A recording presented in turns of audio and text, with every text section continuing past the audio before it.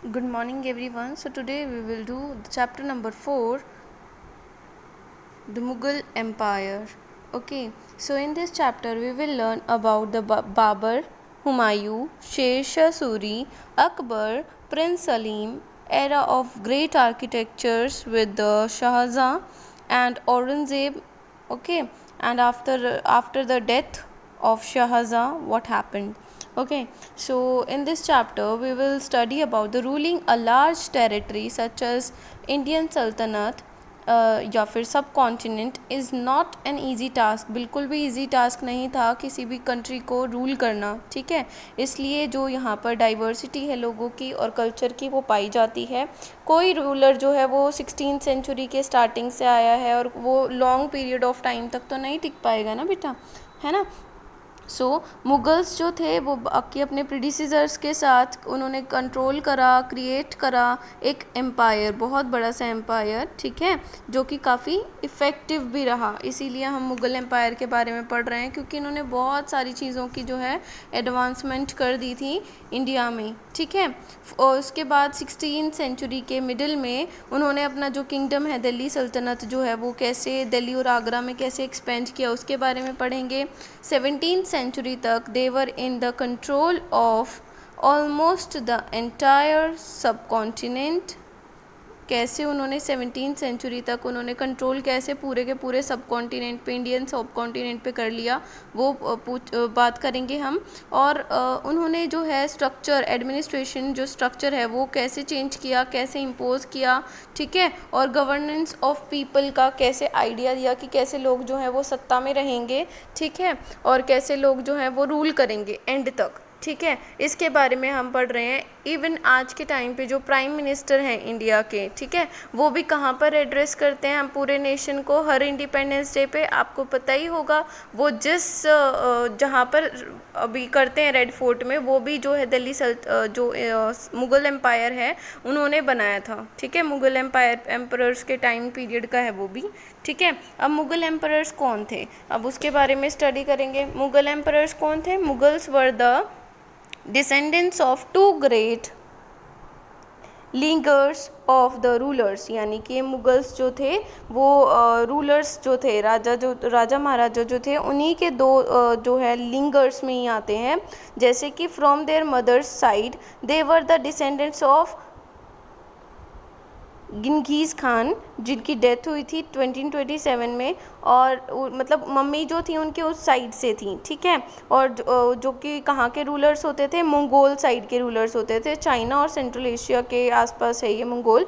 ठीक है, अब फ्रॉम देयर फादर साइड, अब उनके पापा की साइड से वो कहाँ थे? यानी जो उनकी मम्मी थी वो तो मंगोल्स की साइड से थी. ठीक है, मंगोल ट्राइब्स जो थी वहाँ से थी. और जो इनके फादर होते थे वो सक्सेसर ऑफ तैमूर का नाम सुना है आपने? ईरान इराक के पास में जो रूलर्स होते हैं उस साइड से जो इनकी फादर साइड है वो वहाँ से थी. और however the Mughals did not like being called Mughals और मंगोल. वो मुगल्स भी नहीं कहलाना चाहते थे, वो मंगोल भी नहीं कहलाना चाहते थे.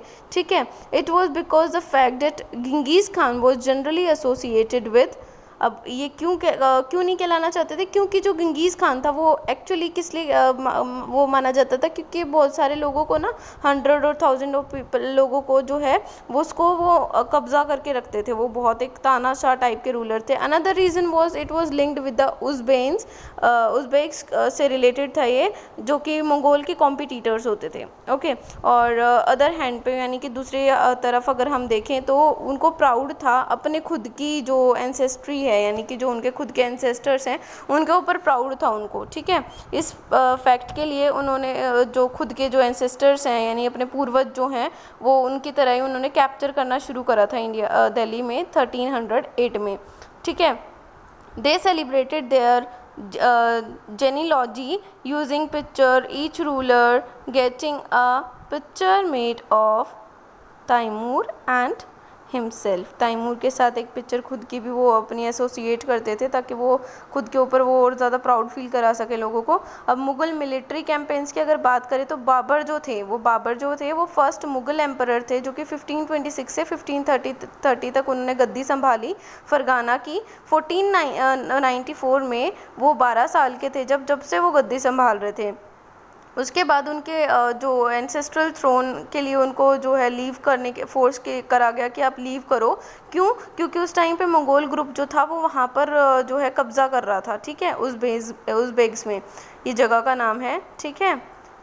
ग्रुप मंगोल ग्रुप जो थे वो उज़बेक्स कहलाते थे। After year of wandering the seized Kabul in 1504, in 1526 he defeated the, जो बाबर थे उन्होंने 1526 में दिल्ली के सुल्तान इब्राहिम लोदी को हराया at the first battle of Panipat, पहले पानीपत के युद्ध में, ठीक है। अब एम्परर्स के बारे में पढ़ेंगे। बाबर जो थे वो 1526 से 1530 तक जो थे उनका रूल था। अब 1526 में उन्होंने इब्राहिम लोदी को हराया, डिफीट किया, और उसके बाद वो अफ़गान सपोर्टर्स जो थे पानीपत के, उनको भी उन्होंने हरा दिया। 1527 में उन्होंने राणा संगा को हराया जो कि फेमस राजपूत रूलर थे, ठीक है। और उसके बाद उसके जो खनाऊ वाली जो उपाधि होती है वो भी ले ली थी, ठीक है। और उसके जो खनाऊ को भी मारा था उन्होंने, ठीक है, उनको भी हराया था। Defeating the Rajput at Chanderi, 1528 में चंदेरी के राजपूत को हराया था उन्होंने और अपना कंट्रोल आगरा और दिल्ली पर हासिल किया था। उनकी डेथ के बाद हुमायूं जो थे, हुमायूं के बारे में बात करेंगे, जिनका रीन पीरियड यानी जिनके राज करने का पीरियड था 1530 से 1540, उसके बाद 1555 से 1566। हुमायूं जो थे उन्होंने जो इनहेरिटेंस जो है वो डिवाइड की थी according to the will of his father. उनके फादर जो थे उनकी विल के अकॉर्डिंग उन्होंने जो है अपनी इनहेरिटेंस डिवाइड करी हुई थी। उनके जो ब्रदर थे उनको प्रोमिनेंस दी हुई थी, जो, ठीक है, कुछ प्रोमिनेंस उनको दी हुई थी। उनके जो ब्रदर थे उनका नाम था मिर्ज़ा कामरून, ठीक है। उन्होंने रिबेल कर दिया था बाद में, और अपनी जो हुमायूं जो है वो बहुत ज़्यादा वीक पड़ गया था, ठीक है, अफ़गान्स के ख़िलाफ़, ठीक है। अब अफ़गान कॉम्पिटिटर थे उनके खिलाफ़ वो हल्का पड़ गया। अब शेर शाह जो थे उनको हराया हुमायूं ने, ठीक है, कब? चौसा 1539 में हराया था, और कन्नौज 1540 में उन्होंने उनको हराया। Forcing him to flee to Iran, उनको बोला कि आप जो है ईरान की तरफ भाग जाओ, फ्ली करना होता है मतलब भाग जाओ, आप लोग भाग जाओ और अपनी हार मान लो। शेर शाह जो थे उन्होंने फिर एस्टेब्लिश किया था सुर डायनेसिटी इंडिया में, ठीक है। उसके बाद ईरान में हुमायूं जो है उन्होंने रिसीव किया था हेल्प, किसकी हेल्प ली थी? सफ़ेद शाह की, ठीक है, सफ़ाविद शाह जो थे उनकी हेल्प ली थी। उसके बाद उन्होंने रिकैप्चर किया था दिल्ली को 1555 में, और उनकी डेथ हो गई थी अगले ही साल, ठीक है। वो पुराना किला जो था वहाँ पर ही। उसके बाद अकबर के बारे में बात करते हैं हम। अकबर जो है उनका रीन पीरियड था 1556 से 1605, बहुत लंबा रीन पीरियड था इनका अकबर का। और इनके बारे में अगर हम बात करें तो इन्होंने ये जब 13 इयर्स के थे तभी से ये राजा बन गए थे, ठीक है। और उनका जो रूल था वो 3 पीरियड्स में डिवाइडेड था। 3 पीरियड से 1556 से 1570 अकबर जो थे वो इंडिपेंडेंट बन गए थे, इंडिपेंडेंट रीजेंट बन गए थे, ठीक है। बाईराम खान जो थे, अब उनके बारे में भी बताएंगे। और बाईराम खान जो हैं उनके और भी 7 मेंबर्स थे, वो जो है डोमेस्टिक स्टाफ था उनका, ठीक है। मिलिट्री कैंपेन्स वो शुरू करते थे। अगर हम रिलीजन्स की बात करें तो रिलीजन्स में भी हमें पढ़ेंगे कि उन्होंने कितना काम किया था रिलीजन्स के ऊपर, रिलीजन्स की को कैसे बढ़ाया था उन्होंने, ठीक है। उसके अलावा अगर हम बात करें कि मिलिट्री कैंपेन्स कैसे रहते थे अकबर के, तो मिलिट्री कैंपेन्स बहुत ज़्यादा पावरफुल थी उनकी, ठीक है। उसके अलावा 1568 में उन्होंने सीज़ कर दिया था सिसोदिया कैपिटल, जो चित्तौड़ की सिसोदिया कैपिटल है उसको सीज़ कर दिया था। उसके बाद 1570 से 1585 का जो मिलिट्री कैंपेन था इनका वो गुजरात में था, ठीक है। उसके बाद इस कैंपेन में बिहार, बंगाल, उड़ीसा ये सब बारी बारी से लिए गए थे। इस कैंपेन को रिवोल्ट, विद्रोह जो था 1579 टू 1580, वो मिर्ज़ा हकीम इनको इंटरप्ट करने के लिए कैंपेन बनाया था 1585 से 1605। इसमें एक्सपेंशन हुआ था अकबर एम्पायर का, ठीक है, यानी बढ़ाया गया था अकबर का एम्पायर, राज बढ़ाया गया था, राजधानी बढ़ाई गई थी।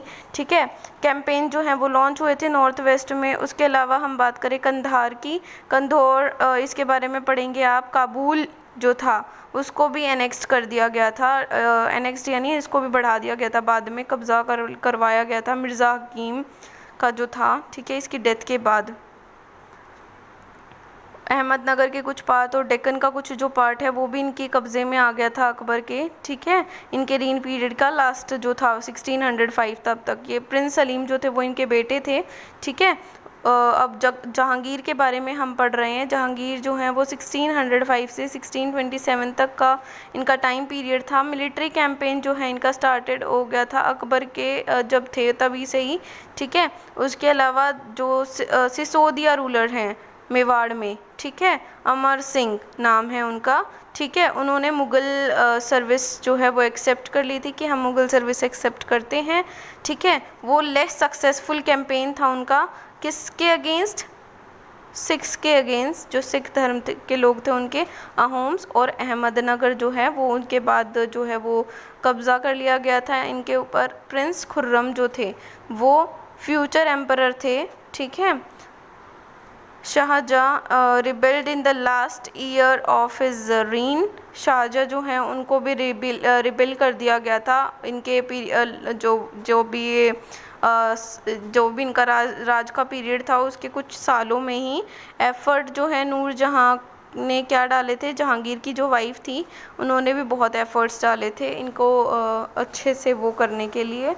अब शाहजहाँ के बारे में बात करते हैं। शाहजहाँ का जो टाइम पीरियड था वो 1627 से 1658 तक का था। मुग़ल कैंपेन चलाए थे इन्होंने, continued in Deccan under Shahjahan. Afghan जो थे वो नोबल खान जहाँ लोदी रिबेल्ड वॉज डिफीटेड। इनका जो रिबेल है वो ख़त्म, रिबेल और इनको जो हराया गया था। ठीक है,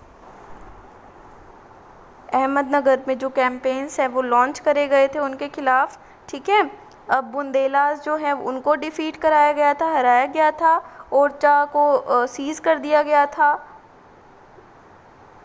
इन द नॉर्थ वेस्ट में जो कैंपेन था उसको सीज़ कर दिया गया था। बालक from the Uzbeks was unsuccessful रहा था ये। कंधार जो है उसको वो हार गया था। ठीक है, सफ़ाविद से। 1632 में अहमदनगर जो था वो फाइनली एनेक्स्ट कर लिया गया था, यानी कि और बीजापुर के जो फोर्सेस थे उनको वहाँ पर शांति लाई गई थी। 1657 की अगर हम बात करें, 1657 से 1658 में कॉन्फ्लिक्ट था ओवर सक्सेशन अमंगेस्ट शाहजहाँ सन। ठीक है, कि उनके बेटों में कौन जो है वो गद्दी संभालेगा। औरंगजेब जो था वो जीत गया था अपने तीनों भाइयों, और उसके जो तीनों भाइयों थे उनके बीच ये था। ठीक है, इंक्लूडिंग दारा शुखा जो थे वो मारे गए थे उनके अंदर। शाहजहाँ जो थे वो उनको कैद कर लिया गया था for the rest of his life in Agra में ही उनको कैद कर लिया गया था। अब औरंगज़ेब जो थे जिन्होंने कैद करा था अपने ही पिता को, शाहजहाँ को, उनके पीरियड के बारे में बात करेंगे। 1658 से 1707 तक इनका टाइम पीरियड था। इन्होंने जो है अहोम्स को हराया था नॉर्थ ईस्ट में 1663 में, बट उन्होंने रिबेल करा था, यानी इनके खिलाफ से फिर से जो है वो जंग जो लड़ी थी 1680 में। कैंपेन्स जो है उन्होंने नॉर्थ वेस्ट में लगाए थे किनके खिलाफ? यूसुफ फ़ज़ाई के खिलाफ। ठीक है, जो सिक्स जो थे वो उसमें सक्सेसफुल हो गए थे थोड़े टाइम पीरियड के लिए, टेम्पररीली। ओके, अब मुग़ल इंटरवेंशन जो है वो सक्सेस हुई वहाँ पर, और इंटरनल पॉलिसीज़ जो हैं राठौर राजपूत की मरवार में वो उसकी वजह से रिबेल हो गया था। ठीक है, अब कैंपेन के बारे में अगर हम बात करें तो इन्होंने मराठा जो थे, शिवाजी मराठा, उनके खिलाफ जो है वो कैंपेन लड़ा था और उसमें यही जीते थे। पर जो औरंगजेब थे उनकी इंसल्ट कर दी थी शिवाजी ने। ठीक है, हु एस्केप्ड फ्रॉम आगरा, जो आगरा से वो भाग गए थे। ठीक है, एस्केप कर लिया था उन्होंने और डिक्लेयर करा था खुद को कि वो इंडिपेंडेंट किंग हैं, और उनके जो कैंपेन्स हैं उनको रिज्यूम करा दिया था, यानी कि आप हट जाओ, मैं सिर्फ अपना ही राजा हूँ, ठीक है। प्रिंस अकबर जो थे उन्होंने रिबेल किया था औरंगज़ेब के खिलाफ और रिसीव किया था सपोर्ट फ्रॉम द मराठास, और उनको जो है अकबर को मराठास का सपोर्ट था और दक्कन के जो सुल्तान थे उनका सपोर्ट था, ठीक है। उसके बाद after Akbar's rebellion Aurangzeb sent armies against the Deccan sultanate. Akbar की रेबिलियन के बाद औरंगज़ेब ने जो अपनी आर्मी है वो दक्कन सल्तनत जो सुल्तान थे उनके अगेंस्ट भेज दी थी, ठीक है। उसके अलावा बीजापुर जो है उसको भी कब्ज़ा कर लिया गया था 1685 में और गोलकंडा में 1687 में। उसके अलावा 1698 से औरंगज़ेब जो थे वो पर्सनली मैनेज कर रहे थे सारा जो डेक्कन के कैंपेन्स थे, ठीक है, उनके खिलाफ जो मराठास के खिलाफ जो उनके कैंपेन्स थे उनको वो खुद ही देख रहे थे। Who started guerrilla warfare, gorilla जो वॉरफेयर है उसके बारे में पूछा जाएगा आपसे कहीं ना कहीं, तो आप याद रखना वो भी किसी इसी कैंपेन से रिलेटेड थी। औरंगज़ेब जो हैं also had to face the rebellion in north India of the Sikhs Jains and Satnamis, जो इनके खिलाफ भी उन्होंने बहुत ज़्यादा औरंगज़ेब के खिलाफ रेबिलियन चला था, विद्रोह चला था in north east of the Ahoms and the Deccan of the Marathas, ठीक है। नॉर्थ ईस्ट के अहोम्स के और मराठास के खिलाफ उनकी जो डेथ है उसके बाद वो सक्सेस उनके हाथों में नहीं आई थी, ठीक है। सो इसी के साथ आई होप आप चैप्टर अच्छे से समझ गए होंगे। एक बार आप बुक से भी चैप्टर रीड आउट कर लेना सो डैट कोई भी प्रॉब्लम ना रहे, ठीक है, फ्यूचर में। आई होप आप एक बार और चैप्टर अच्छे से पढ़ें।